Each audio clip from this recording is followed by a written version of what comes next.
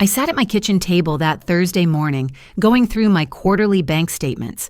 This is something I do every 3 months.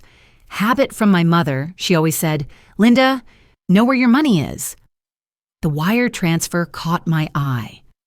March 15th, $100,000. To Sarah. I remembered that day.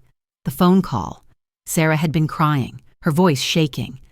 "Mom, I need help, emergency surgery, my back, herniated disc. Insurance denied it. The doctor says if I don't get it now, there could be permanent damage. I can't walk, Mom. I'm in so much pain."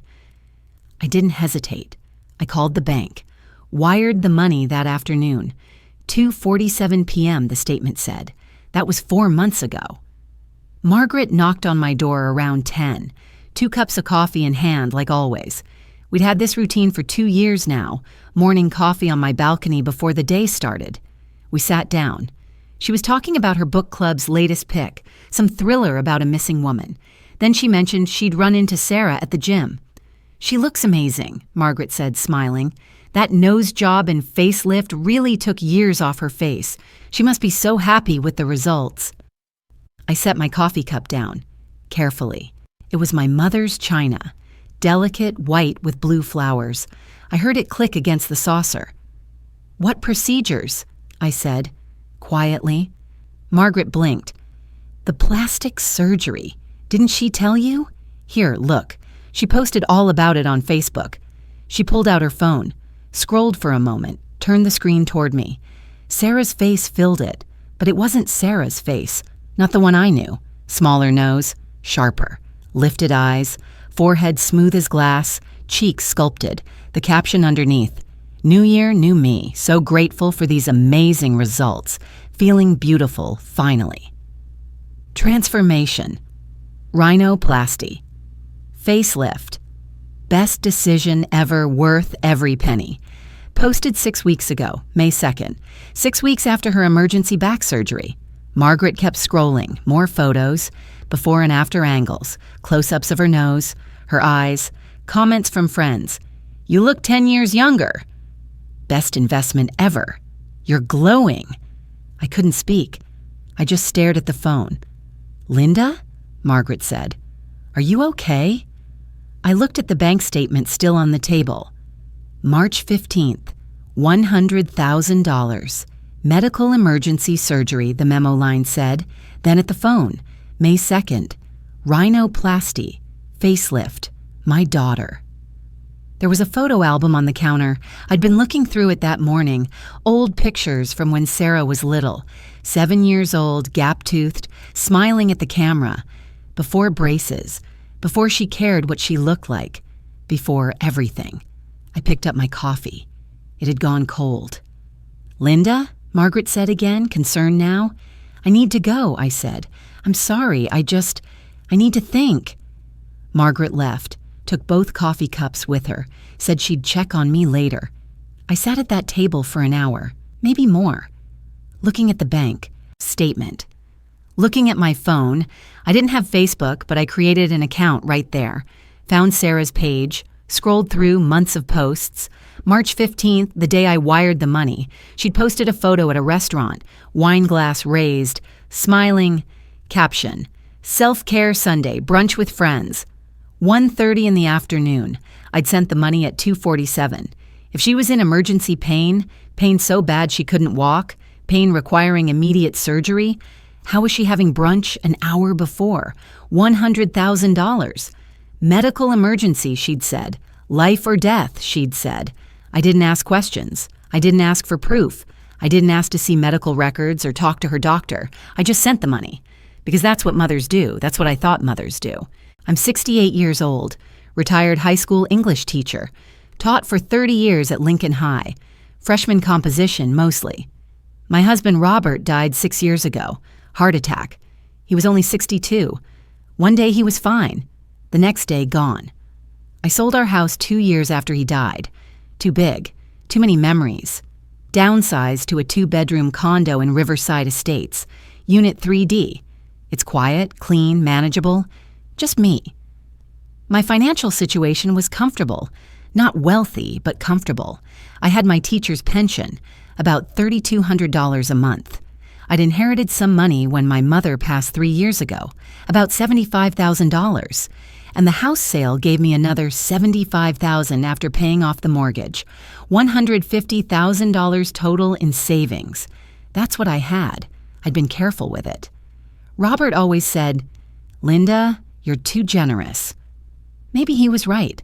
I've helped Sarah financially over the years.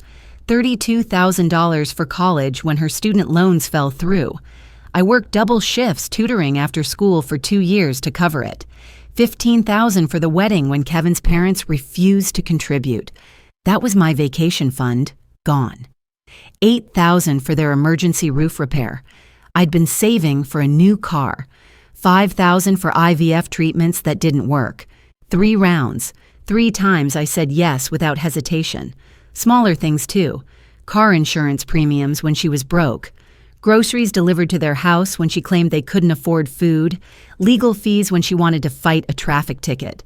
Co-signing a car loan when her credit wasn't good enough. Over 20 years, I stopped keeping track. Maybe $60,000, maybe more. I thought I was building her future, investing in my daughter. That's what good mothers do, I told myself. I never asked for repayment, never asked for receipts. I just gave. Sarah is 42 now, my only daughter. I have a son, too. Michael, 45, lives in Seattle. Software engineer. We talk every few weeks. He's doing well. But Sarah was always the one who needed me. She works in marketing for a tech company, something with social media campaigns. I never quite understood it. She married Kevin Martinez 7 years ago. Small business owner. He runs a retail store downtown. They don't have children. They tried IVF 3 times. All 3 failed. Sarah was devastated each time. She wanted to be a mother so badly. I understood that. I'd wanted the same thing at her age.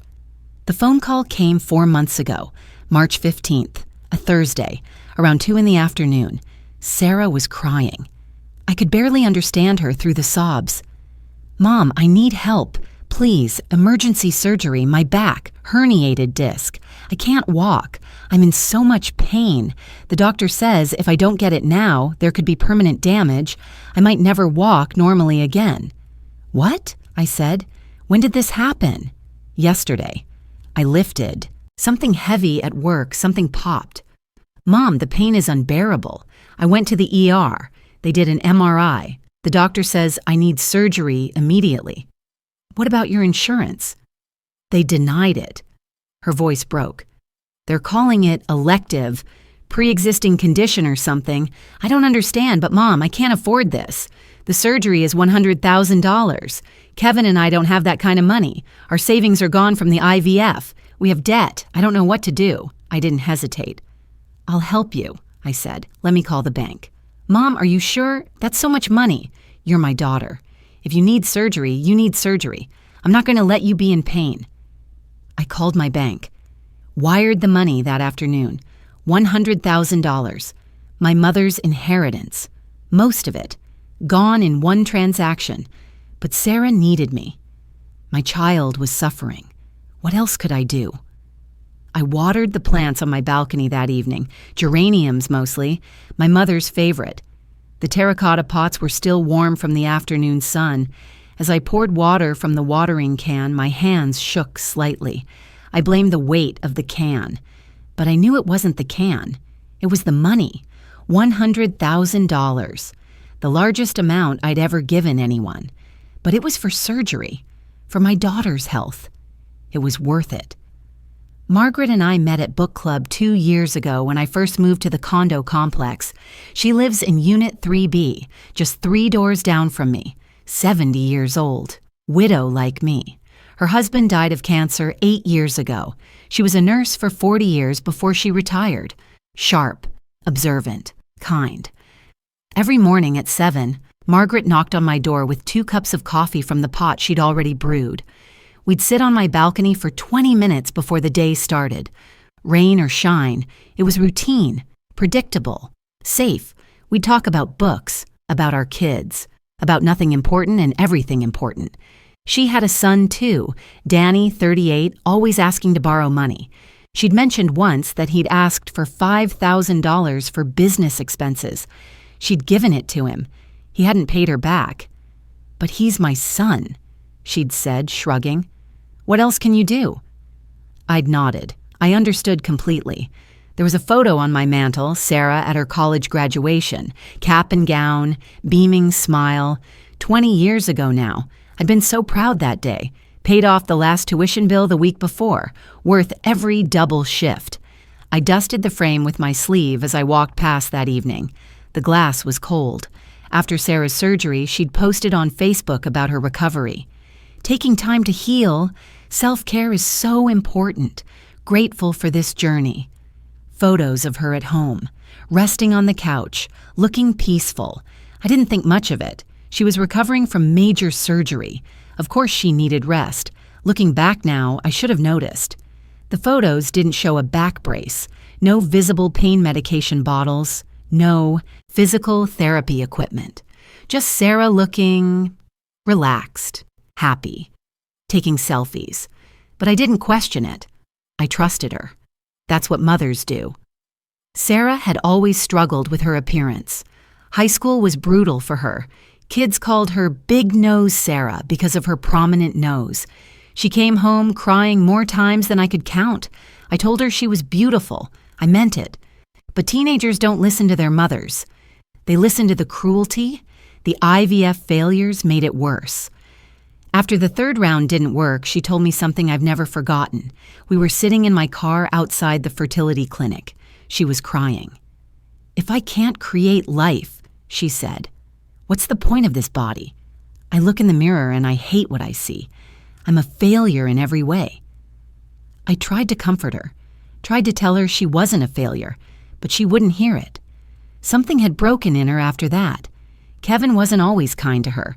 I'd overheard arguments when I visited their house, him criticizing her weight, her clothes, comparing her to younger women at his office. Once, Sarah confided that Kevin controlled their finances, gave her an allowance like she was a child, made her ask permission for purchases.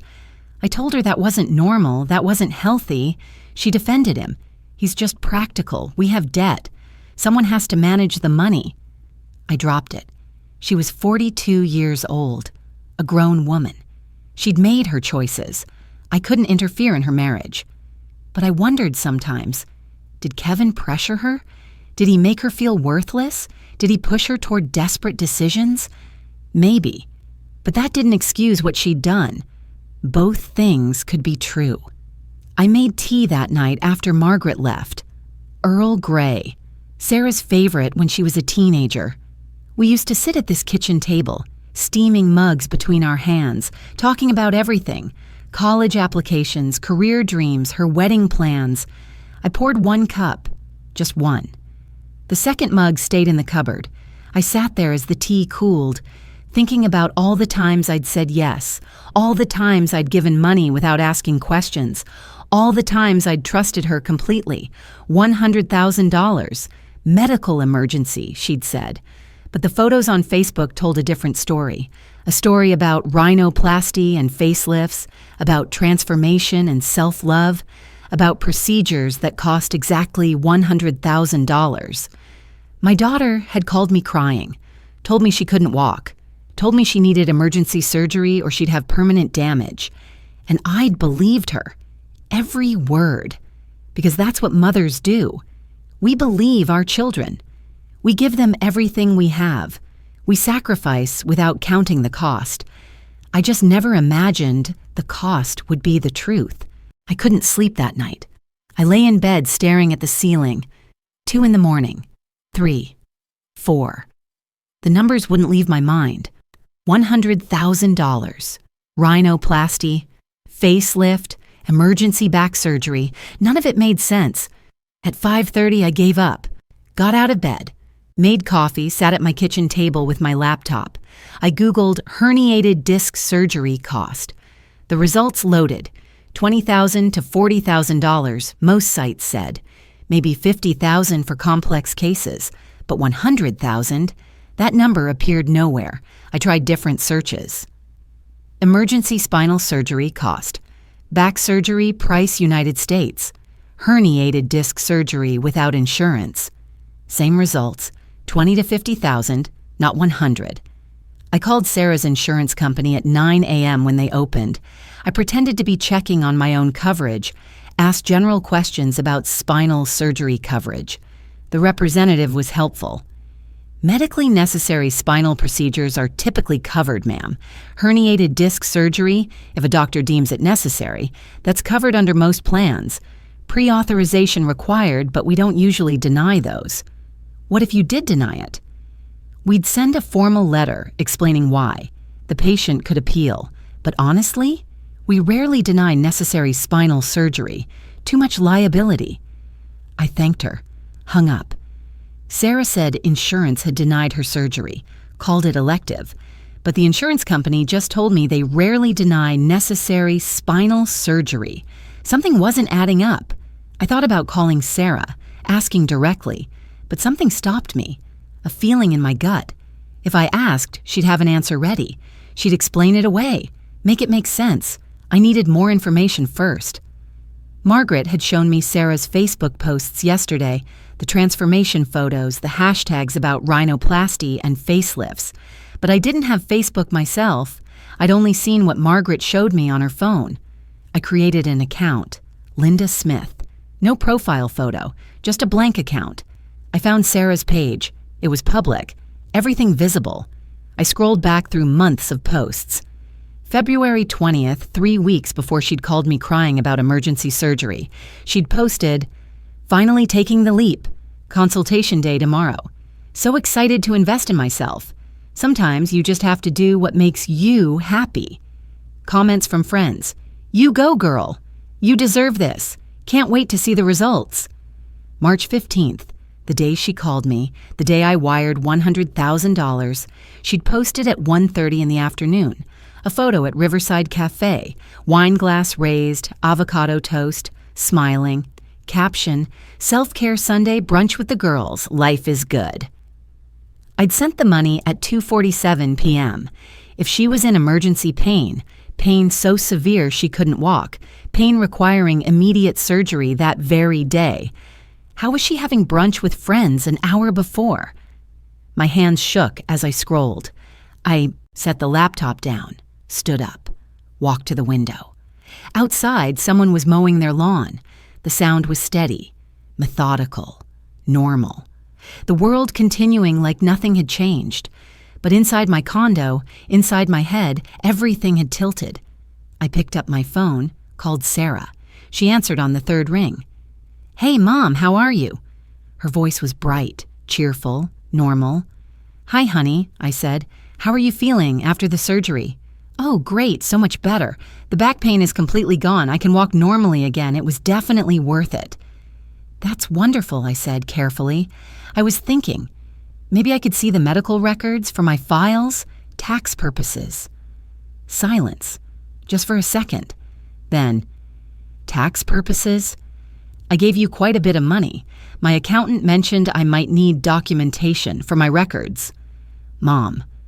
Her voice had changed. Cooler now. "I don't think you need medical records for that. It's not like it's a business expense." "I know, but humor me. I'd just like to have them, for my peace of mind." Another pause, longer this time. "I'll look for them," she said finally. "I have to go. Kevin's calling me."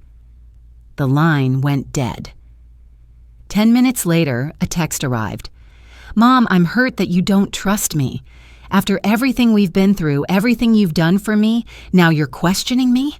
That really hurts. I thought you were different. I thought you understood." I stared at the text. Read it 3 times.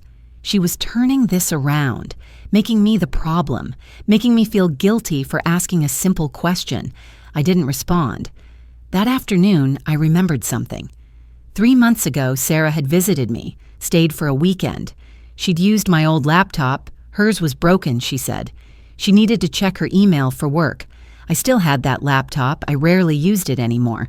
I'd gotten a new one last year, but the old one still worked. I pulled it out of the closet, opened it, turned it on. It took a few minutes to boot up. When it did, I opened the browser. Sarah's email was still logged in. She'd never logged out. I know I shouldn't have looked. I know that. But I did. I opened her sent messages, scrolled back to February, March, and there it was, an email to Kevin, sent February 28th, 2 weeks before she called me. Subject line, the plan. I clicked it. Kate, I talked to the surgeon today. Total cost for everything I want, $98,000. With the extra procedures, probably $100K total. I know we don't have it. I know you said we can't afford this right now, but I've been thinking. My mom has money, the inheritance from my grandma. She'd give it to me if I asked. She always does. I'm thinking, what if I told her it was medical? Something insurance denied? She wouldn't question it. She never asks for proof. She just gives. I know it's not ideal, but this is the only way I can afford this. And I need this, Kay. I need this. You know I do. Let me know what you think. See? Kevin's reply, same day. Ask her, medical angle. Works. Make it sound serious, emergency. She won't question you. Your mom's soft. She'll give you anything if she thinks you're in pain. Do it.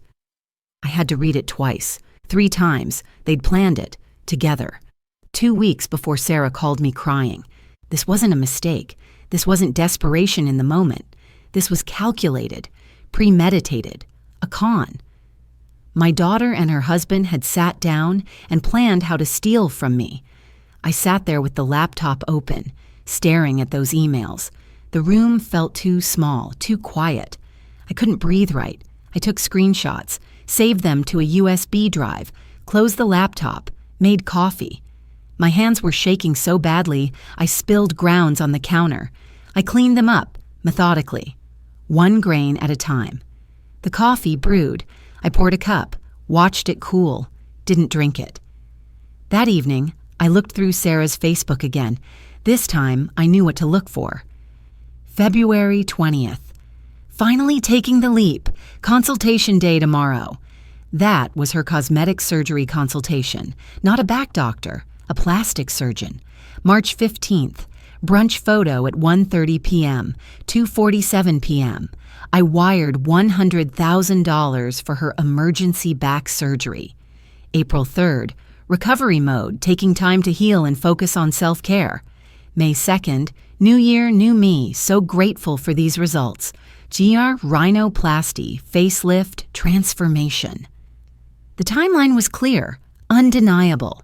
She'd planned the procedures in February, had the consultation, decided she wanted them but couldn't afford them, emailed Kevin about conning me, got his approval, waited 2 weeks, then called me crying about an emergency that didn't exist, and I'd believed every word, because that's what I did. I believed my daughter. I gave her what she needed. I didn't ask questions. I was her mother. That's what mothers do.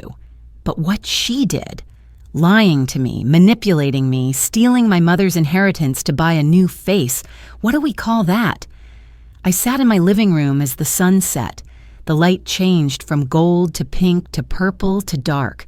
I didn't turn on any lamps, just sat there in the growing darkness. My coffee from that morning was still on the table, stone cold now. I picked it up, set it back down. The mug was from a trip Robert and I took to Maine 20 years ago. Lighthouse painted on the side, chipped now, faded. Everything fades eventually. I wanted to be wrong. I wanted there to be some explanation, some detail I'd missed that would make this make sense. But the timeline didn't lie. The emails were clear. Kevin's text was explicit. Medical angle works. She won't question you. My daughter had looked at my love for her, my unconditional, unquestioning love, and decided to weaponize it. That's what made it unbearable. Not the money, the betrayal. She knew I'd give her anything if I thought she was suffering. She knew I wouldn't ask for proof. She knew I trusted her completely. And she'd use that knowledge to lie to me, to steal from me. This wasn't a mistake. This wasn't a moment of weakness. This was calculated fraud. And the worst part? I still loved her, even knowing what I knew, even seeing the proof in black and white. I still loved her. That's what made it unbearable. I couldn't confront Sarah with just suspicions. I needed proof, real proof, the kind that couldn't be explained away or dismissed. I'd been a teacher for 30 years.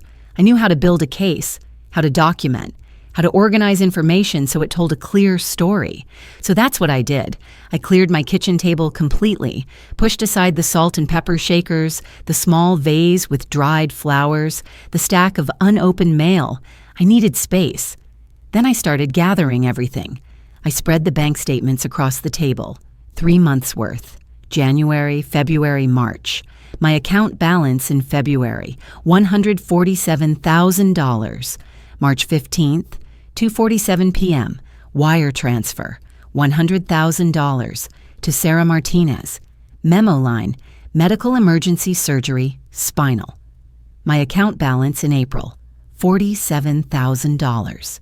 I'd written that memo myself when I authorized the wire. Medical emergency surgery, spinal. The bank required a description for large transfers. I'd been specific, careful, because it was important, because my daughter needed emergency surgery, except she didn't. I pulled out the wire transfer confirmation. It had all the details: date, time, amount, recipient account number, my signature authorizing it. Next to the bank statements, I placed printouts of Sarah's Facebook posts. I'd spent an hour that morning printing them out, making sure the timestamps were visible, making sure the dates were clear. March 15th, 1:30 p.m., Sarah at Riverside Cafe, brunch, wine, smiling. March 15th, 2:47 p.m. I wired $100,000 for her emergency back surgery. 17 minutes, that's all. 17 minutes between her brunch photo and my wire transfer. If she was in emergency pain, pain so severe she couldn't walk, pain requiring immediate surgery to prevent permanent damage, what was she doing having brunch 77 minutes earlier? I had to read the bank statement 3 times. The numbers didn't change. The timeline didn't change. March 15th, 2:47 p.m., medical emergency, I'd written. But the Facebook post told a different story, a story about self-care Sundays, about brunch with friends, about a woman who was perfectly fine. I kept thinking about emergencies, real emergencies, my mother's stroke. That was an emergency. I got the call at 3 in the morning, rushed to the hospital. She couldn't speak, couldn't move her right side. That was an emergency. My husband's heart attack, that was an emergency. He collapsed in the garage. I called 911, rode with him in the ambulance, watched them try to save him. That was an emergency. This was cosmetic surgery. This was vanity. This was a lie dressed up as a crisis. And I'd believed it. Every word. I'd handed her $100,000, my mother's inheritance, the money Mom had worked her entire life to save, the money she'd left me with a letter that said, "For your security, Linda." And Sarah had used it to buy a new face. I added the screenshots to the table, organized them chronologically. February 20th. Finally taking the leap, consultation day tomorrow, so excited. That was her plastic surgery consultation, 3 weeks before she called me crying. February 28th, the email to Kevin. Subject line, the plan, full text printed out. My mom has money. She'd give it to me if I asked. What if I told her it was medical? Kevin's reply, medical angle works. She won't question you. March 15th, 1:30 p.m., brunch photo. Self-care Sunday. March 15th, 2:47 p.m., my wire transfer, $100,000. April 3rd, recovery mode, taking time to heal. Self-care is everything. May 2nd, new year, new me. So grateful for these results. Rhinoplasty, facelift. Some transformation, best decision ever. The timeline was undeniable. She'd planned it in February, consulted with a plastic surgeon, decided she wanted the procedures but couldn't afford them, emailed her husband about lying to me, got his approval, waited 2 weeks, then called me sobbing about an emergency that never existed. Every step documented, every lie captured in her own words. But screenshots could be dismissed. People could claim they were fake, doctored, taken out of context. I needed more than digital evidence. I needed professional validation. I called Tom Reynolds. We'd been friends for 15 years. Our kids went to school together. He'd retired from his job as an insurance adjuster 3 years ago, 30 years in the business. He knew medical billing inside and out. "Tom, I need to ask you something," I said. "Off the record. Just between us." "Of course, Linda. What's going on?" "If someone needed herniated disc surgery and insurance denied it, how much would that surgery typically cost out of pocket?" He paused. "Why are you asking?" "Just humor me, please." "Okay, herniated disc surgery, a microdiscectomy, which is the standard procedure that runs about $20,000 to $40,000, maybe $50,000 if there are complications or if it's a more complex case. Why?" "What would cost $100,000? Long silence. Then, "Linda, that's not spinal surgery pricing. That's cosmetic surgery, multiple procedures. Rhinoplasty is about $10,000 to $15,000. Facelift is $30,000 to $50,000. Add in blepharoplasty for the eyes, fat transfers, fillers. You're looking at $80,000 to $100,000 total." My hands were shaking. I gripped the phone tighter. "And insurance?" I asked. "Would insurance deny a medically necessary herniated disc surgery?" "Rarely. Very rarely. If a doctor says it's necessary, if there's nerve damage, loss of function, documented pain, insurance covers it. They'd require pre-authorization, maybe a second opinion. But deny it outright? That would be unusual. We'd be opening ourselves up to liability if we denied necessary surgery and the patient suffered permanent damage." "Thank you, Tom." "Linda, is everything okay?" "I don't know yet, but thank you, really." I hung up, wrote down everything he'd said, dated it. Tom's professional opinion, $100,000 equals multiple cosmetic procedures, not spinal surgery. I pulled Sarah's credit report next. I had legal access. I was still listed as a co-signer on a car loan from 5 years ago when her credit wasn't good enough to qualify a loan. The report loaded on my laptop. I scanned through it. Total credit card debt, $45,000, broken down by account, retail purchases, restaurant charges, beauty services, clothing, no medical debt, no hospital payment plans, no medical financing accounts. If she'd had a herniated disc, if she'd been in pain for months like she'd implied, there would be medical bills, physical therapy, doctor visits, prescriptions, something. There was nothing. I called Sarah's primary care physician's office, Dr. Emily Chen. Sarah had been seeing her for 10 years. I'd met Dr. Chen once at a holiday party Sarah had hosted years ago. "Hi, this is Linda Thompson. I'm Sarah Martinez's mother. I was calling to verify. Sarah had mentioned she had spinal surgery in March. I'm updating our family medical history records." The receptionist put me on hold. Came back 2 minutes later. "Mrs. Thompson, Dr. Chen asked me to tell you that she can't discuss specific patient details due to privacy laws, but she can confirm that Sarah has not been referred to any specialist for spinal surgery in the past year. Sarah's last appointment was in January for a routine physical. She's a healthy patient with no chronic conditions documented." "Thank you," I said. "That's all I needed." No referral for spinal surgery. Healthy patient. No chronic conditions. 5 types of evidence now. Bank records showing the wire transfer. Social media posts with impossible timelines. Professional testimony confirming the pricing didn't match spinal surgery. Credit reports showing no medical debt. Doctor confirmation of no spinal surgery referral. Each piece alone could maybe be explained away. But together they told one story. My daughter had lied to me. She'd manipulated me. She'd used my love, my unconditional, unquestioning love, as a weapon to steal from me. I spread all the evidence across my kitchen table that evening, organized it like I used to organize research papers for my students, chronological order, categories, clear labels. In the center of the table, almost by accident, was the photo album from a few days ago, still open to Sarah's childhood photos. 7 years old, gap-toothed smile, innocent. I looked from the photos to the bank statements, from her childhood face to the evidence of her adult betrayal. $52,000 for her education. I'd worked double shifts, tutored after school, sacrificed vacations, so she could have opportunities I never had. $15,000 for her wedding. My savings, gone. So she could have the perfect day. $8,000 for her roof, $5,000 for IVF. Smaller amounts over and over, insurance, groceries, legal fees, and then $100,000.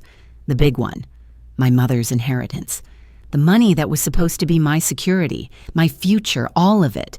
Given freely, lovingly, without hesitation, because I was her mother. And that's what mothers do. But what she did, lying to me, manipulating me, planning it with her husband 2 weeks in advance. What do we call that? I walked through my condo that evening, touched the furniture I'd bought with my mother's inheritance money. The blue armchair, $800. The oak bookshelf, $1,200. The dining table where I was spreading evidence, $650. They felt different now, tainted, like they'd been bought with blood money. Except the blood was mine. I made dinner for one. Grilled cheese, tomato soup, the kind of meal you make when you're too tired to think, too numb to care. I sat at the coffee table in my living room, turned on the TV for background noise, some cooking show, a cheerful woman making pasta from scratch, her voice bright, happy. I took a bite of my sandwich, couldn't taste it. Took a spoonful of soup, too hot, then cold. I hadn't noticed when it changed. That night, I couldn't sleep again. Got up at 2 a.m, made chamomile tea, stood on my balcony in my bathrobe. The condo complex was dark. Everyone sleeping, streetlights glowing orange, the distant hum of the highway, the world continuing like nothing had changed, but everything had changed. I'd spent 42 years being Sarah's mother, giving her everything I had, believing her, trusting her, loving her unconditionally.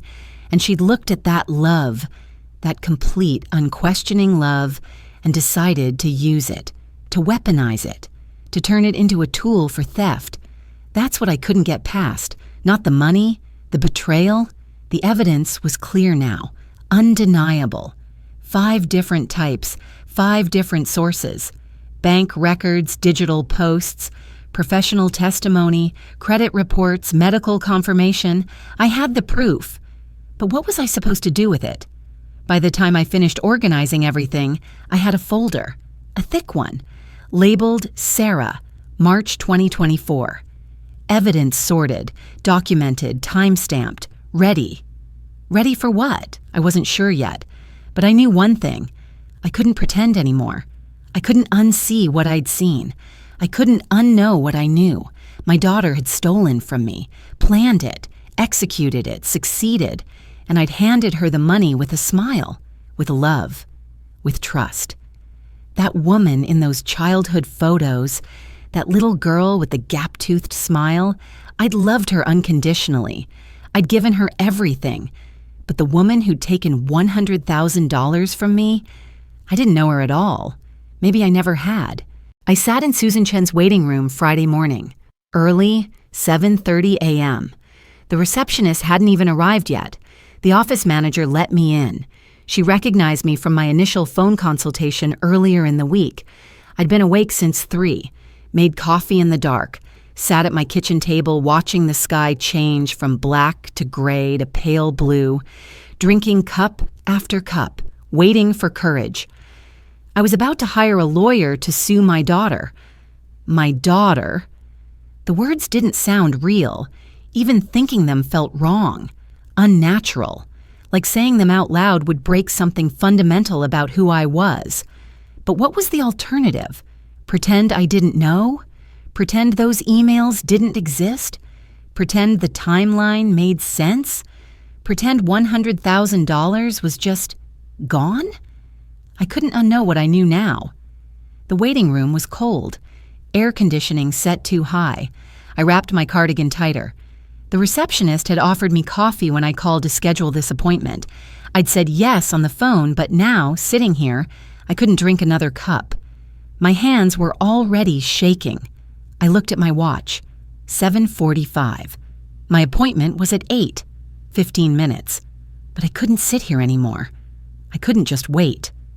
I need to make a quick stop, I told the office manager. I'll be back by 8, I promise. She nodded. Of course, Mrs. Thompson. Take your time. I drove to First National Bank, 3 blocks away. I'd had my account there for 30 years, since Robert and I got married, since we bought our first house, since we started building a life together. The bank opened at 8. I was the first customer through the door. I need to access my safety deposit box, I told the teller. She checked my ID, verified my signature, led me down the narrow hallway to the vault, unlocked box 247 with 2 keys, hers and mine.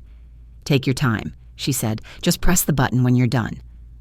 She left me alone in the small viewing room, windowless, fluorescent lights humming overhead, a metal table, a chair. I opened the box. Inside, my mother's will. The deed to the house Robert and I had sold, Robert's death certificate, our marriage license, birth certificates for Sarah and Michael, and a letter, folded, my mother's handwriting on the envelope. For Linda. I'd read it once, 3 years ago, at the reading of her will. Then I'd filed it here, put it away. Couldn't look at it again without crying. I opened it now. The paper was thin, fragile. My mother's handwriting shaky from the stroke, but still legible. She'd written this 3 weeks before she died. My dearest Linda, if you're reading this, I'm gone. I hope I had time to say goodbye properly. I hope you know how much I loved you. This money I'm leaving you, it's not much, $75,000. I wish it were more. I worked my whole life, and this is what I have to show for it. But it's yours now. Linda, I need you to promise me something. Don't give it all away. I know your heart. You want to fix everyone. You want to help everyone. You've been that way since you were a little girl. But sweetheart, you can't save everyone, and trying to will only hurt you. This money is for your security, for your future, for emergencies, for peace of mind, for knowing you'll be okay if something goes wrong. Don't let anyone pressure you. Don't let anyone make you feel guilty for having it. Don't give it all away trying to fix everyone else's problems. You matter too, Linda. Not just as a mother, not just as a daughter, not just as a wife. You matter as a person. Your security matters. Your future matters. Please, take care of yourself. Let this money take care of you. I love you so much, Mom. I sat in that cold little room, holding my mother's letter. She'd known. Somehow she'd known I'd do exactly what I did. Give everything away. Put everyone else first. Sacrifice my own security to help someone else. You matter, too, she'd written. 40 years of teaching. 42 years of being a mother. And I'd never learned that lesson. I mattered, too. My security mattered. My future mattered. I'd given Sarah $100,000, my mother's legacy, the money Mom had worked her entire life to save, the money she'd left me with explicit instructions for your security. And I'd handed it to Sarah without question, without proof, without even asking to see a doctor's note, because I thought being a good mother meant always saying yes, always giving, always sacrificing. But where had that gotten me? $50,000 left in my account. At 68 years old, a daughter who'd lied to me, manipulated me, stolen from me with her husband's help, and I'd let her. I'd made it easy for her. I cried sitting in that vault room, not loud, not dramatic, just silent tears running down my face while I held my mother's letter. For 10 minutes, maybe 15. I lost track of time. I grieved in that cold little room, grieved the daughter I thought I had, the one who called me for advice, not money, the one who said, I love you and meant it, not just needed it as a preamble to, can you help me with? That daughter, the one from the photo album, the one I'd raised and loved and sacrificed for, she was gone. Maybe she'd never existed. Maybe I'd created her in my mind. a version of Sarah that fit what I wanted to believe. But the real Sarah, the one who'd emailed her husband about the medical angle 2 weeks before calling me crying, I didn't know her at all. I'd spent 42 years being her mother, and somehow I'd missed who she'd actually become. That's what I had to grieve, not just the money, the relationship, the trust, the version of my daughter that had only ever existed in my imagination. But sitting there, holding my mother's letter, I realized something else. I couldn't save Sarah. I couldn't fix whatever was broken in her. I couldn't make her honest. I couldn't make her kind. I couldn't make her into the person I wanted her to be. The only person I could save, the only person I had any control over, was myself. "You matter too," my mother had written. I folded the letter carefully, put it in my purse. I mattered too. For the first time in 42 years, I was going to choose me. I got back to Susan Chen's office at 8:15, apologized for being late. "No problem at all," Susan said. "Come in."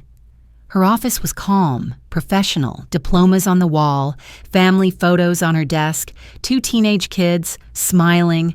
She looked competent, trustworthy, kind. "Tell me what happened," she said. I did. All of it.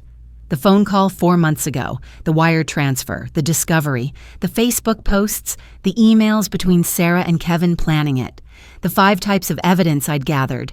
Susan listened without interrupting, took notes. At the end, she looked up. "Linda, this is financial fraud by false pretenses. You have several options. You can send a formal demand letter asking for repayment. You can file a civil lawsuit. Or, and I want to be honest with you, you can decide it's not worth the emotional cost and walk away." Can I get the money back? Possibly. If we can prove fraud, yes, but it will require legal action, court, documentation, confrontation. This will get difficult. Families don't usually recover from this kind of thing. I thought about that. Families don't usually recover. But what family did I have left to lose? A daughter who'd stolen from me? A son-in-law who'd helped plan it? That wasn't family. That was a relationship built on my willingness to be used. "I want my money back," I said. "And I want her to understand she can't do this." Understood. We'll start with a formal demand letter. Legal, professional. We'll outline the evidence, demand full repayment, give her 30 days to respond. If she refuses or doesn't respond, we can escalate to a civil suit. Okay? Susan slid a retainer agreement across her desk. "I'm going to charge you less than my usual rate. This is elder financial abuse, Linda. I see it all the time. Usually it's family members, and usually the victims don't fight back. I want to help you fight back." I looked at the agreement. Legal fees. Terms. My signature required at the bottom. I picked up the pen. My hand didn't shake. I signed my name. Linda Thompson. This wasn't revenge. This was boundaries. This was choosing myself. I went home that afternoon. The photo album was still on my kitchen table. Open to Sarah's childhood photos. 7 years old. Gap-toothed smile. Innocent. I closed it. Carefully. Not angry. Just done. I put it in the drawer under my coffee table. Not the trash. I wasn't erasing her. I wasn't pretending she'd never existed. I was just making space for reality. The daughter in those photos was gone. Maybe she'd never been real. Maybe I'd loved a version of her that only existed in my mind. But I couldn't keep living in that fantasy. I couldn't keep giving to someone who only took. I could love her. I could even forgive her eventually. But I couldn't let her keep taking from me. The album stayed in the drawer. I left the bank that morning with my mother's letter in my purse and a lawyer's business card in my wallet. I wasn't the same woman who'd wired that money 4 months ago.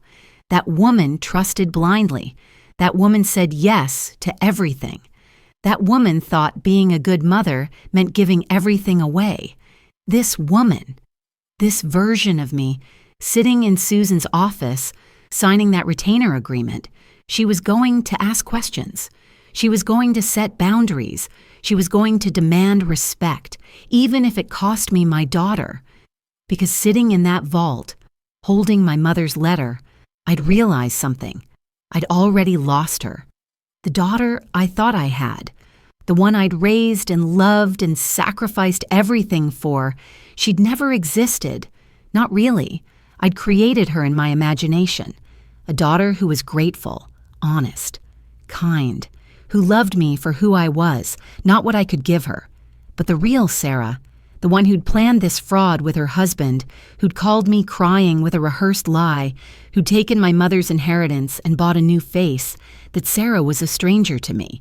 So the only person I could save now was myself. And that's exactly what I was going to do. I called my son Michael that night, Friday evening, after I'd signed the retainer agreement, after I'd decided to fight back. He picked up on the second ring. "Hey, Mom, how are you?" "Michael, I need to tell you something about Sarah." Silence. Then, what happened? I told him everything. The emergency call in March, the $100,000, the Facebook posts, the emails between Sarah and Kevin, the evidence I'd gathered, the lawyer I'd hired that morning. When I finished, there was a long pause. "Mom." His voice was tight, controlled anger. "Why didn't you tell me? Before you sent the money? I would have helped you check this out. I know, I should have told you, but she said it was an emergency. She was crying. I didn't think, I just acted." "She lied to you. She stole from you." "Yes." Another pause. Longer this time. "Mom, I need to tell you something. Sarah asked me for money last year, $30,000, said it was for car accident repairs. Insurance wouldn't cover it. The story didn't make sense. The numbers were wrong. I said no. She got angry, stopped talking to me for 3 months. I thought I was being paranoid, being a jerk. But now, you were right to say no. I should have warned you. I should have told you she was doing this. Would I have listened?" He was quiet. "Probably not." "Exactly. I had to learn this myself." "I'm flying out," he said. "Tomorrow, I'm staying through this whole thing. You're not doing this alone." "Michael, you don't have to—" "Mom, she stole from you. She lied to you. She planned it with her husband. You're suing your own daughter because she committed fraud. Yes, I'm flying out. I'm not letting you go through this alone." I started crying. Not sad tears. Relief tears. "Okay," I said. "Okay. Thank you. I love you, Mom. I'll see you tomorrow." Susan sent the demand letter on Tuesday. Certified mail. Signature required. The letter was professional, formal, 3 pages. It outlined everything. The wire transfer on March 15th, the claim of emergency medical surgery, the evidence that no such surgery occurred, the Facebook posts documenting cosmetic procedures, the emails between Sarah and Kevin planning the fraud. It demanded full repayment of $100,000 within 30 days. Sarah signed for it Wednesday afternoon at 3:47. I got the notification on my phone. By Thursday morning, Sarah's lawyer had called Susan, Mark Bradford, family law attorney. His tone was aggressive, Susan told me. "My client disputes your characterization of events. The money was a gift. Mrs. Thompson gave it freely. There was no fraud. If your client continues this harassment, we'll file a counterclaim." Susan had replied calmly. "We have documentation, emails, timeline evidence, professional testimony. If Mr. Bradford would like to review the evidence before making threats, we'd be happy to provide it. My client will be responding through legal channels." Friday morning, the counterclaim arrived at Susan's office. Sarah was suing me for harassment, emotional distress, defamation. She claimed I'd spread false accusations to family members, damaged her reputation, caused her severe mental anguish by accusing her of theft when she'd done nothing wrong. She was seeking $50,000 in damages. I read the filing in Susan's office. My hands shook. "This is retaliation," Susan said. "It's common in family financial cases. They try to intimidate you into dropping it, make you feel like you're the bad guy, make the cost, emotional and financial, too high to continue. Will it work? I asked. Susan looked at me directly. Do you want it to? I looked at the counterclaim again, Sarah's signature at the bottom, Sarah L. Martinez, not Thompson. She'd stopped using my last name years ago when she married Kevin. No, I said. It won't work. 2 weeks later, Sarah agreed to meet, not with lawyers, just the two of us, to talk things through. I was hopeful. Maybe she wanted to apologize. Maybe she'd realized what she'd done. Maybe we could work this out without court. Susan advised against it. Linda, be careful. This could be a setup. But I said yes anyway. She was still my daughter. Maybe there was a chance. We met at a coffee shop. Neutral territory, not Riverside Cafe. Our old spot felt too intimate. We chose a Starbucks downtown, public, safe. Sarah arrived 15 minutes late. I'd already ordered tea, sat in the corner booth, watched the door. When she walked in, I barely recognized her. Her new face, the one I'd paid for, smaller nose, lifted eyes, smooth forehead. She looked younger, different, like a stranger wearing my daughter's clothes. She sat down across from me, didn't order anything. Mom, she said, voice soft, eyes filling with tears. I'm so sorry. You're right. I messed up. I should have been honest with you. I was just so desperate. Kevin has been awful. The pressure about my appearance, the IVF failures destroyed me. I looked in the mirror and I hated myself. I thought if I could just fix my face, everything else would fall into place. I listened, waited. I'm so sorry, she said again. I know I hurt you. I know what I did was wrong. I need you to pay me back, I said. Her tears stopped. Just like that, like turning off a faucet. I will, I promise. Just give me time. How much time? She hesitated. A few years, maybe 5.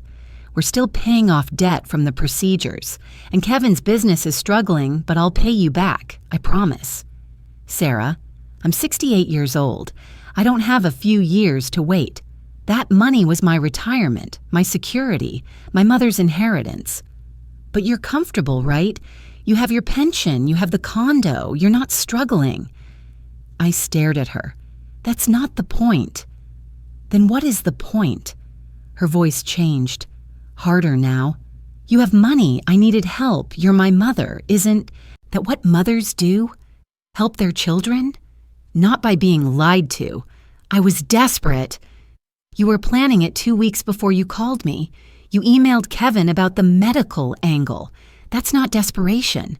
That's premeditation. She went pale. You read my emails? You left your account logged in on my laptop. I found them. So you were spying on me? I was looking for the truth. This is exactly why I didn't tell you. You would have judged me. You would have said I was being vain. You would have made me feel guilty for wanting to look better. I would have said no to giving you $100,000 for plastic surgery, yes. See? That's exactly it.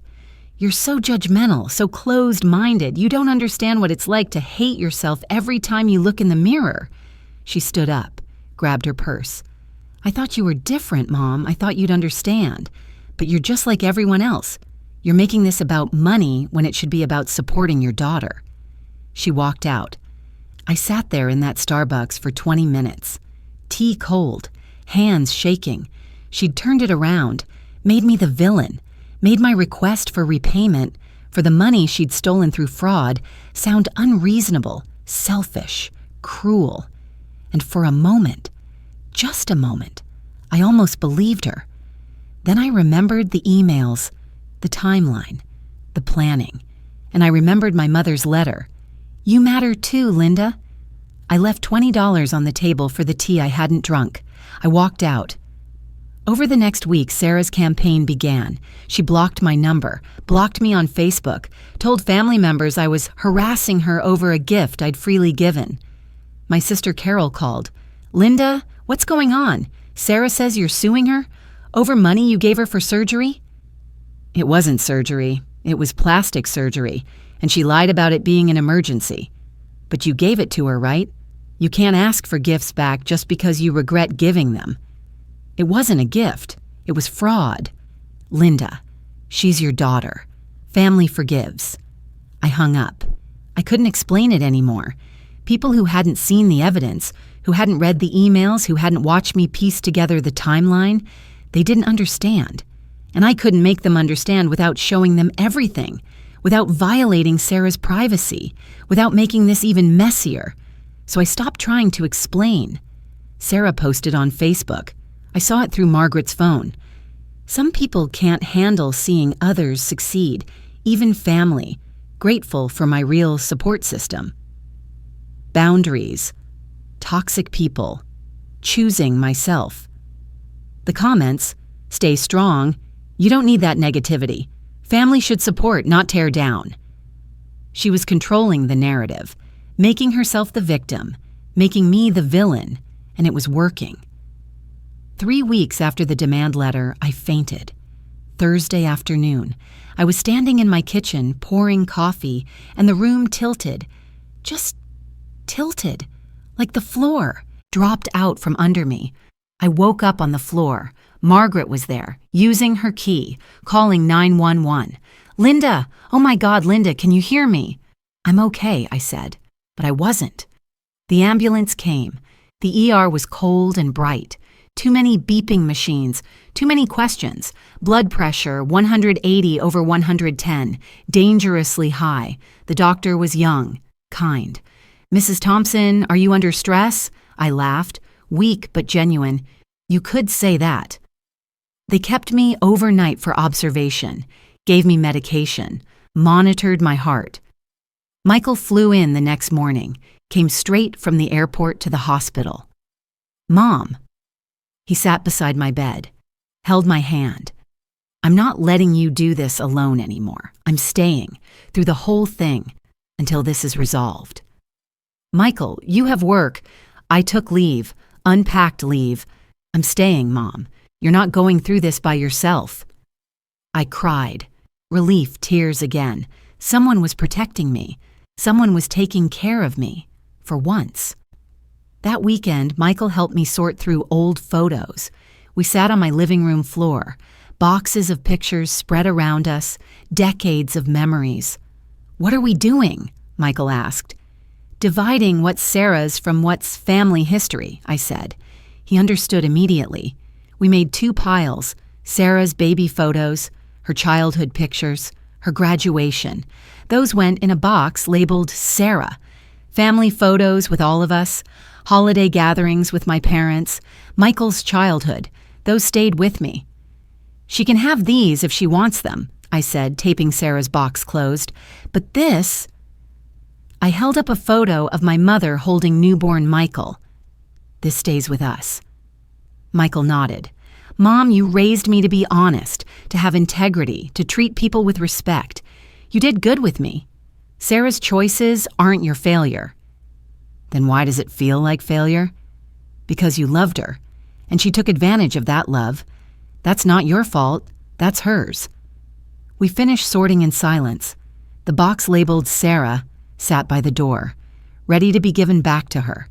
If she ever wanted it, the rest stayed with me, the family that remained. Sarah's response to the final demand letter arrived on a Monday via her lawyer. 3 words, see you in court. I sat in my kitchen holding that letter. This was really happening. We were going to war, mother versus daughter, in front of a judge, in front of family, in public. The cost of truth kept getting higher, but the cost of silence, the cost of pretending, of enabling, of letting her keep stealing from me, that cost was higher still. It always had been. I just hadn't wanted to pay attention. I stood in the bathroom at Susan's office that Tuesday morning, 10 minutes before the mediation was scheduled to start. Looking at myself in the mirror, I was wearing my navy blazer, the one I'd worn to parent-teacher conferences for 30 years, professional, authoritative. The armor I'd put on when I needed to be strong. My hands were shaking. I turned on the cold water, splashed my face, took 3 deep breaths. This was it. The moment I'd been preparing for. 6 months since Sarah had stolen from me. 6 months of gathering evidence, hiring lawyers, enduring countersuits and family judgment and sleepless nights. It all came down to this. One meeting. One chance to get my money back. One chance to set boundaries. One chance to show Sarah and myself that I mattered. I dried my face, reapplied my lipstick, looked at myself one more time. "You can do this," I whispered. I walked out. The conference room was on the 3rd floor, large, professional, windows overlooking downtown. A long mahogany table dominated the center, 12 leather chairs around it. Susan was already there, setting up. Documents organized in neat stacks, a laptop open, a projector screen pulled down. "Linda," she smiled, calm, reassuring. "How are you feeling?" "Terrified." "That's normal. Remember, we have the evidence. We have the truth. Stay focused on that." Michael arrived next, squeezed my hand, sat beside me on the left side of the table. Then Margaret, my neighbor, my friend. The woman who'd brought me coffee every morning for 2 years. She'd agreed to testify, to tell the truth about what she'd seen.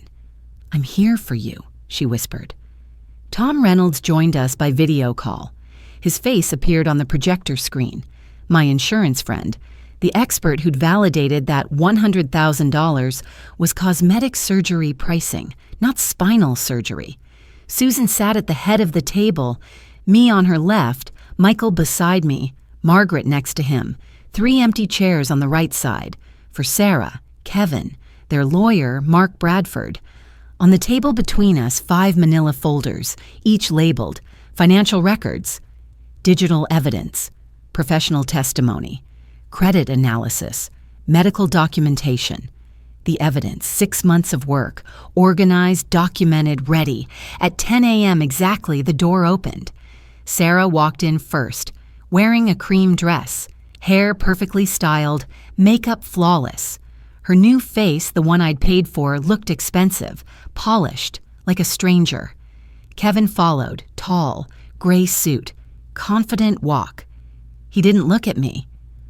Mark Bradford came last, 50-something, briefcase, wedding ring, professional smile that didn't reach his eyes. They sat across from us, Sarah directly opposite me. Our eyes met for just a second. She looked away first. The room felt cold, too bright. The air conditioning hummed quietly. Susan started. "Thank you all for being here. I'm Susan Chen, representing Linda Thompson. This mediation concerns the wire transfer of $100,000 on March 15th of this year. Mrs. Thompson contends this money was obtained through fraudulent misrepresentation. We're here today to present evidence and hopefully reach a resolution without proceeding to court." Mark Bradford interrupted. "My client disputes the characterization of fraud. The money was a gift, freely given. Mrs. Martinez has no obligation to repay a gift." Susan opened the first folder. "Let's review the evidence." She slid papers across the table. Bank statements, the wire transfer confirmation, the memo line I'd written, medical emergency surgery, spinal. March 15th, 2:47 p.m., Mrs. Thompson wired $100,000 to Sarah Martinez. The stated purpose, emergency spinal surgery, insurance denial, risk of permanent damage. Susan looked up. "Sarah, did you have spinal surgery in March?" Sarah's lawyer answered. "My client doesn't have to answer."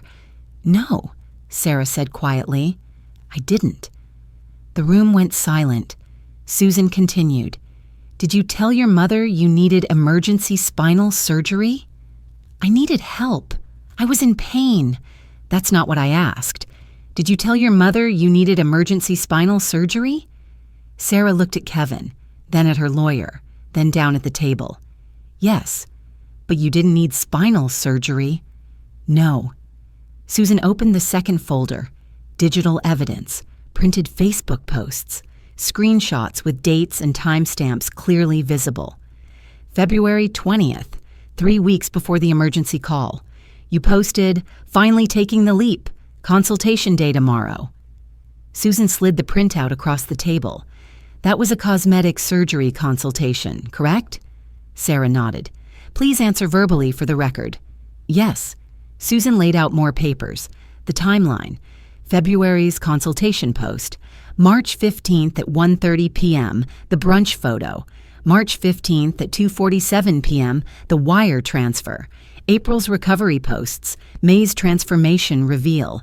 If you were in emergency pain so severe you couldn't walk, how were you having brunch 77 minutes before your mother sent you $100,000? Mark spoke up. The timeline is impossible, Susan interrupted, unless Sarah lied about the emergency. She opened the third folder. Let's hear from Tom Reynolds. Mr. Reynolds, you're on video. Can you state your credentials? Tom's face filled the screen. Tom Reynolds, 30 years as a medical insurance adjuster, retired, licensed in California and Nevada. Mr. Reynolds, in your professional opinion, what does emergency herniated disc surgery typically cost? $20,000 to $50,000, depending on complexity. And what costs $100,000? Multiple cosmetic procedures, rhinoplasty, facelift, blepharoplasty, possible fat transfers or additional work. That's cosmetic surgery pricing. Thank you, Mr. Reynolds. Susan turned to Margaret. Mrs. Sullivan, you're Sarah's mother's neighbor. Can you tell us what you observed in May? Margaret spoke softly but clearly. I saw Sarah at the gym. She looked different. I mentioned it to Linda. I said Sarah's nose job and facelift looked great. Linda had no idea what I was talking about. That's when we looked at Facebook. That's when Linda realized what had happened. Susan opened the fourth folder. Credit reports. Sarah's credit history shows $45,000 in consumer debt. Retail, restaurants, beauty services, zero medical debt, no hospital payment plans, no medical financing. She looked at Sarah. If you'd had a medical emergency, there would be debt. There isn't. The fifth folder. Dr. Emily Chen's office confirmed Sarah had no spinal surgery referral in the past year. Her last appointment was a routine physical in January. She's documented as a healthy patient with no chronic conditions. Susan closed the folders, stacked them neatly. 5 types of evidence, all pointing to the same conclusion. Sarah lied about needing emergency surgery. She used that lie to obtain $100,000 from her mother. That's fraud by false pretenses. The room was silent for a long moment. Then Mark spoke. Mrs. Martinez experienced emotional distress, body dysmorphia, pressure from her husband about her appearance. She made a poor choice, but she's not a criminal. I'm not calling her a criminal, Susan said.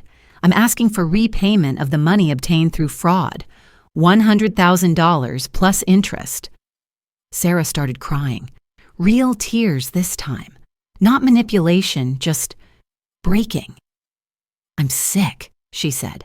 I'm addicted to this. 6 procedures in 3 years. I can't stop looking in the mirror. I can't stop seeing flaws. I hate myself every single day. I looked at her, my daughter, crying, broken, and I felt it, that pull, that instinct to comfort her, to fix it, to make it better. But I couldn't fix this. Only she could. Kevin shifted in his seat, uncomfortable. Sarah, we talked about this. You said you'd handle it. Sarah turned to him. You pressured me. You said I was getting old. You compared me to women at your office. You made me feel worthless. I never said. You gave me an allowance like I was a child. You controlled everything. The procedures were the only thing I could control. Kevin's face hardened. I'm not doing this here. You're never doing this anywhere. You don't care about me. You care about having a pretty wife, something to show off. That's not. I want a divorce. The words hung in the air. Kevin stood up. Fine. File the papers. I'm done. He walked out. The door slammed. Sarah sat there, alone on her side of the table now, just her and Mark, crying, broken. I felt my heart breaking, for her, for the little girl she used to be, for the woman she could have been. But I couldn't save her. I'd learned that. finally, painfully. I leaned forward, looked at Sarah, really looked at her. Sarah, I love you. I've loved you every day of your life. That doesn't change. She looked up, mascara running, new face wet with tears. But what you did was wrong. You lied to me. You manipulated me. You stole from me. And I can't pretend that didn't happen. Mom, I'm sorry. I know you're sick. I believe that. You need help. Professional help, therapy, treatment. And I hope you get that. I really do. I paused, took a breath. But you still owe me $100,000. Both things are true. You're sick, and you owe me money. I can acknowledge your pain. I can want you to get better, and I can still demand repayment. Those things aren't mutually exclusive. Sarah was quiet, staring at the table. I spent 42 years believing that being a good mother meant always saying yes, always giving, never setting boundaries, never asking questions, just loving unconditionally. My voice cracked. I steadied it. But that wasn't love. That was enabling. That was making it easy for you to use me, to take advantage of me, to see me as a resource instead of a person. That's not. It is, and I let it happen. I made it easy. I never said no. I never asked for proof. I never demanded respect, so you didn't give it. I looked at Susan, then back at Sarah. I'm not doing that anymore. I love you, but I'm setting boundaries. And the first boundary is this. You pay me back. All of it. $100,000. On a payment plan we both agree to. Or we go to court. Sarah looked at Mark. He nodded slightly. Okay, she whispered. Okay. Susan slid papers across the table. The settlement agreement. 3 copies. $1,000 per month. For 100 months, beginning next month. If Sarah misses 2 consecutive payments, the full balance becomes due immediately. Mrs. Thompson will also update her will. Sarah is removed as beneficiary. Michael becomes sole heir. Mark reviewed the documents, whispered with Sarah. She nodded. Will sign. Susan handed her a pen. Sarah's hand shook as she signed. Her signature looked small, defeated. Sarah L. Martinez, 3 copies. I sign next. Linda Thompson. Steady hand this time. It was done. After they left, Sarah and Mark, quiet, defeated, I sat alone in that conference room for a moment. Susan had stepped out to make copies. Michael had gone to get water. Margaret had left to get back to her afternoon appointment. I sat in that big leather chair, looking at the settlement agreement, my copy, signed, witnessed, legal, I'd won. So why did I feel so empty? Because this wasn't victory. This was loss. The loss of the relationship I'd thought we had. The loss of the daughter I'd thought I'd raised. The loss of the fantasy I'd been living in for 42 years. I'd gotten my money back. Or the promise of it anyway. $1,000 a month for the next 8 years. But I'd lost my daughter. Maybe she was never really mine to lose. Maybe I'd been holding on to an illusion this whole time. A version of Sarah that only existed in my imagination. The real Sarah. The one who'd planned this fraud, who'd lied with such ease, who'd chosen her appearance over our relationship. I didn't know her at all. And that was the hardest truth. Not the theft, not the lies, not even the betrayal. The truth was, I'd loved someone who didn't exist. And that person, that imaginary daughter, that fantasy relationship, was gone now. In its place was just reality. Cold, painful, true. I sat there in that conference room, surrounded by evidence folders and legal documents and empty chairs, the cost of truth laid out on mahogany. It had cost me everything I thought I had, but it had saved the only thing that was actually real, me. The settlement agreement was filed with the court 2 weeks after the mediation. Legal, binding, official. The first payment arrived 3 weeks later. A check, $1,000 made out to Linda Thompson, Sarah's signature in the bottom right corner. No note, no explanation, just the check. I deposited it on my phone. My account balance went from $50,312 to $51,312. $99,000 to go. At $1,000 per month, full repayment would take 8.3 years. I'd be 76, maybe 77 if she missed payments and we had to renegotiate. The math was brutal, but I deposited the check anyway. Because this wasn't about the money anymore. It was about the principle. The family response was divided. My sister Carol stopped calling, sided with Sarah, told mutual relatives I was bitter and vindictive, that I couldn't let go of a mistake, that family should forgive. Some cousins agreed with her.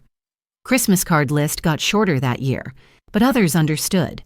My cousin Janet called, said, "Good for you, Linda. She needed to learn this lesson." Michael's friends from high school reached out, sent messages. "Your mom is a badass. Tell her we're proud of her." The community was split too. Half thought I was right to demand repayment. Half thought I was cruel to sue my own daughter. I stopped trying to convince anyone. The people who understood, understood. The people who didn't, they weren't going to change their minds. And that was okay. I didn't need everyone to approve. I just needed to know I'd done the right thing. And I did. The monthly ritual became predictable. Grounding even. First of every month. Sarah's check arrived. I'd open the mailbox, see the envelope. White, plain. My name and address in Sarah's handwriting. I'd bring it inside, set it on the kitchen table, make coffee, sit down, open it slowly, the check. Always exactly $1,000. Always on time. Never a penny more. Never a note. I'd photograph it with my phone. Deposit it. File the envelope in a folder labeled Repayment Record.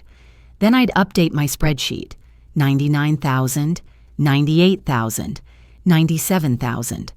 Watching the balance slowly, painfully slowly decrease. It became a meditation, a reminder. This is real. This happened. I'm choosing myself. I matter. Every single month. 4 months after the settlement, a letter arrived. Different envelope. Cream-colored, thick paper.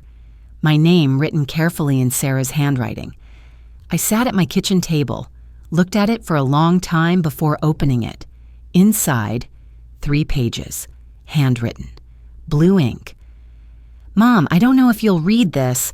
I wouldn't blame you if you threw it away, but I need to say some things. Even if you never respond, you were right. About everything. I lied. I manipulated you. I used your love as a weapon. I planned it with Kevin. I saw your kindness, your unquestioning, unconditional love, and I decided to exploit it. I'm in therapy now, 3 times a week. I've been diagnosed with body dysmorphic disorder, severe. I'm also addicted to cosmetic procedures. My therapist says it's similar to other addictions. I can't stop even when I know it's destroying me. I'm also addicted to gambling. I never told you that. Kevin didn't know either. I've been betting online for 2 years. Lost $40,000. That's why we had so much debt. That's why I was desperate for the procedures. I thought if I could just fix my face, fix my body, I'd finally be happy. I'd finally stop hating myself. And then I could stop gambling. Stop destroying everything. Obviously, that didn't work. Kevin and I are divorcing. He filed last week. I don't blame him. I put him through hell. Made him complicit in stealing from you. Destroyed our marriage with lies. He deserves better. I know I can never make this right. I know 100 checks won't fix what I broke, but I'm trying. I'm really trying. I'm going to meetings, working with my therapist, staying away from casinos and surgery offices, taking it one day at a time. I love you, Mom. I've always loved you. I just didn't know how to love you without using you, without taking, without hurting. I'm learning, slowly, painfully, but I'm learning. I don't expect forgiveness. I don't expect reconciliation. I just wanted you to know you were right to set boundaries. You were right to demand repayment. You were right to choose yourself. I needed someone to finally say no to me, to show me there were consequences, to stop enabling me. You gave me that, and it's the hardest, most painful gift anyone's ever given me. Thank you, Sarah. I read it twice, 3 times, set it down, picked it back up. She understood. Finally. She actually understood. Part of me wanted to call her, to say it's okay, to say I forgive you, to say let's try again, but I couldn't. Not yet. Maybe not ever. Because understanding isn't the same as change. Words aren't the same as action. And I'd spent 42 years believing promises instead of watching behavior. I wasn't making that mistake again. I filed the letter with the repayment checks, evidence that she was trying, that maybe, someday, she'd become the person she claimed to be. But I didn't respond.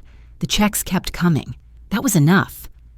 Michael called every Sunday morning at 9 a.m., had for 6 months now, never missed.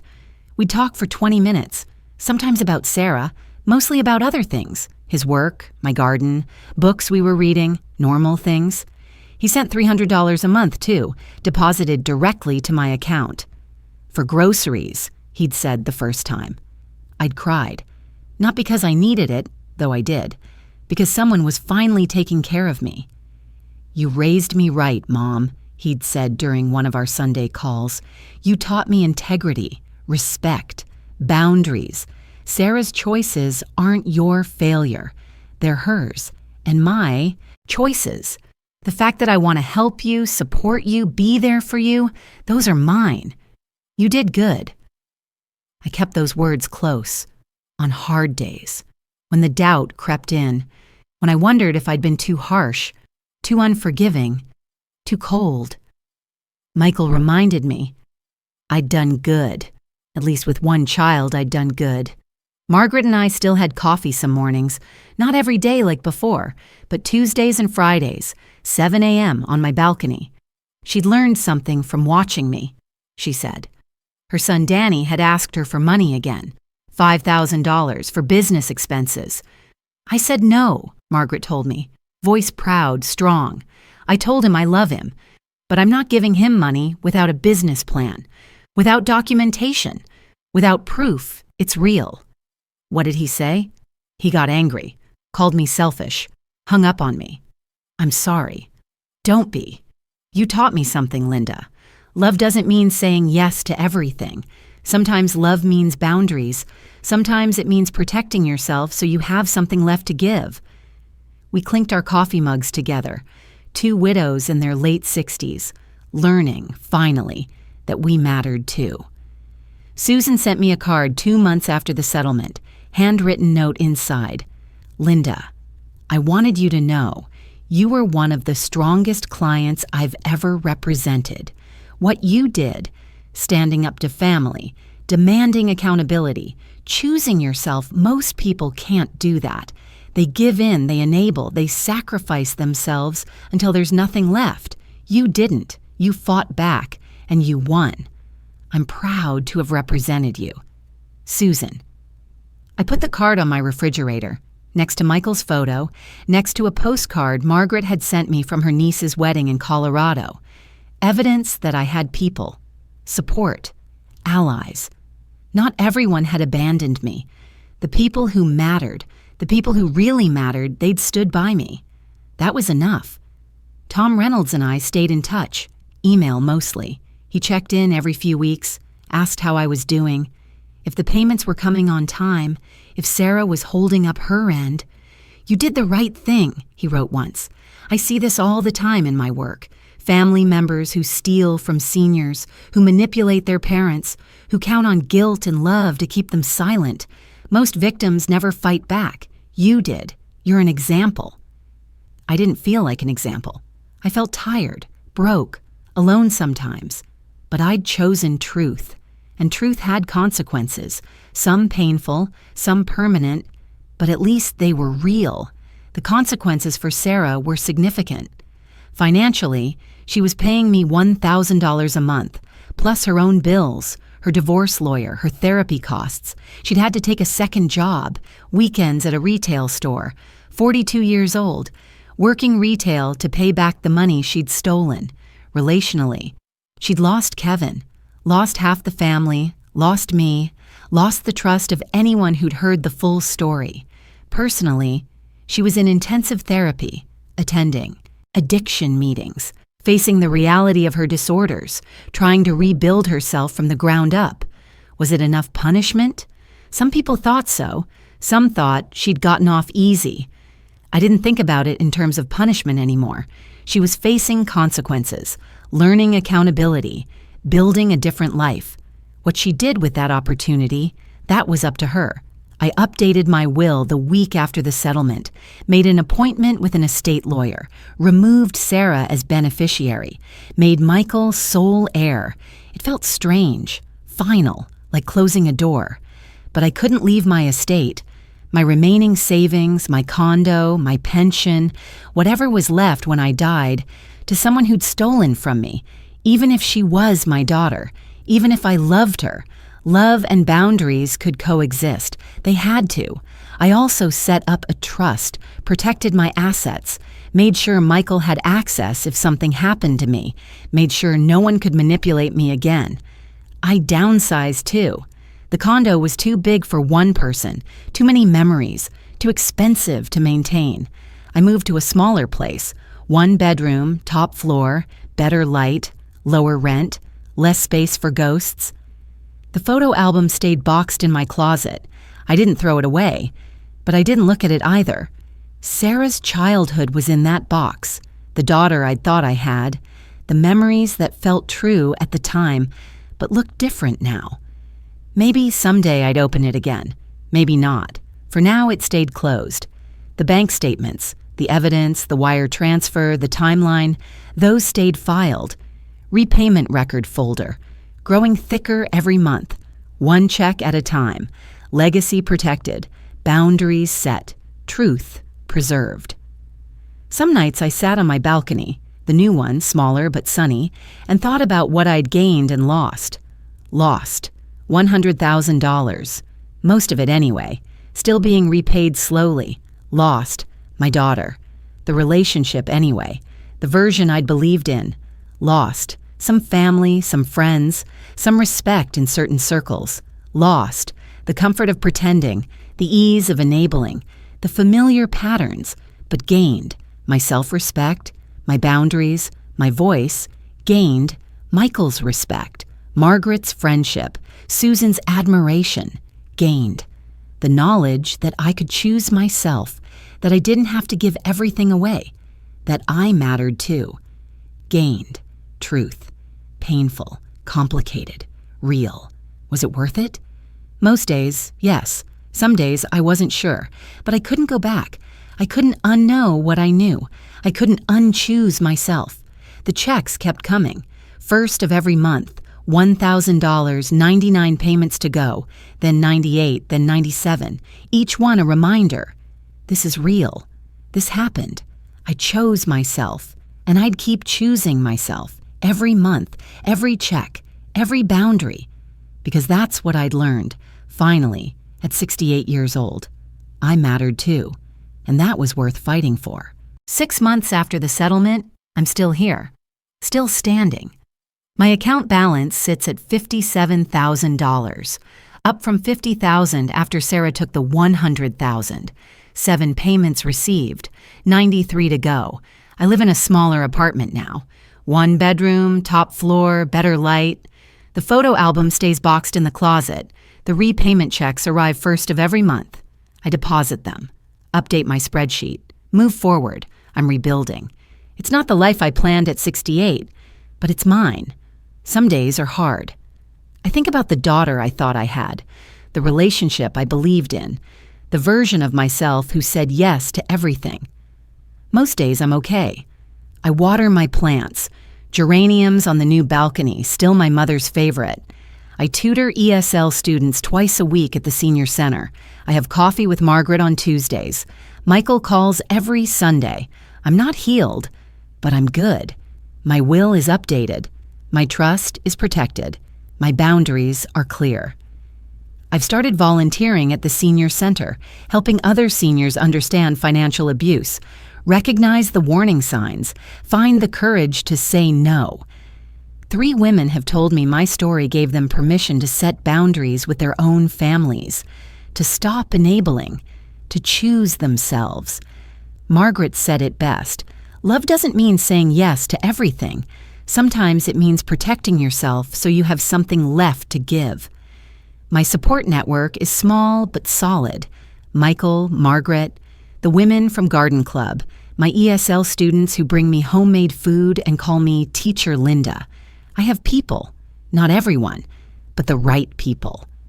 If you're listening to this and something resonates, if you recognize yourself in my story, if you've given everything away trying to be a good mother, a good daughter, a good person, I want you to know something. You matter too. Not just as someone's parent, not just as someone's child. You matter as a person. Your security matters. Your future matters. Your boundaries matter. It's not selfish to say no.